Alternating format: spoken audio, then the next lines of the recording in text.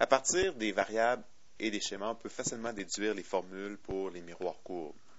Donc ici, qu'est-ce que nous avons? Nous avons un objet et nous avons son image. On voit un rayon qui frappe le sommet qui est réfléchi avec le même angle de l'autre côté de l'axe principal et on voit un rayon passant par le foyer qui est réfléchi parallèlement à l'axe principal. Donc on voit la formation de l'image. Si on regarde les deux triangles qui sont en gris, on se rend compte que ce sont deux triangles semblables. Donc, puisque nous avons deux triangles semblables, on peut faire des proportions. Donc, c'est à partir de ces schémas-là, des variables, qu'on peut trouver les équations pour les miroirs courbes. Donc, ici, la hauteur du grand triangle, c'est HO. La hauteur du petit, c'est HI. La longueur du grand triangle, c'est DO. La longueur du petit, c'est DI. Donc, la proportion qu'on peut écrire, nous pouvons écrire que HO sur HI est égal à DO sur DI. Ici, il y a une petite particularité, par contre, c'est que le HI que nous allons avoir, il va être négatif, puisque on sait que le HI se mesure positivement vers le haut. Donc ici, nous aurions par exemple moins 3 cm. Donc, pour que les proportions fonctionnent, on va tout simplement ajouter un signe de négatif du côté du HO sur le HI. Si on passe au second schéma, on va avoir le même phénomène.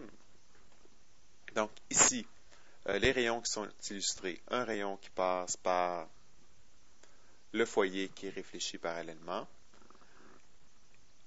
un rayon aussi qui passe parallèlement qui est réfléchi vers le foyer, et un rayon qui passe par le sommet qui est réfléchi de l'autre côté de l'axe principal avec le même angle. Donc ici, on a mis deux autres triangles en grisé, mais encore une fois, ce sont des triangles semblables.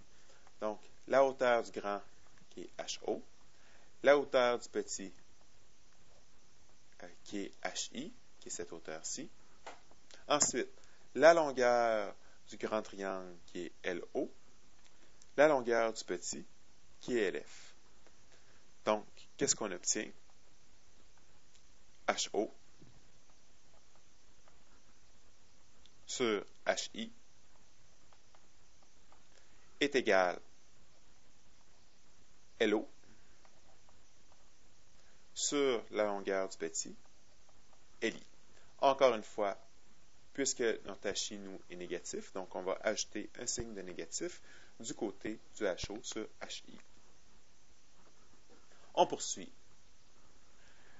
Maintenant, le troisième schéma, deux autres triangles grisés.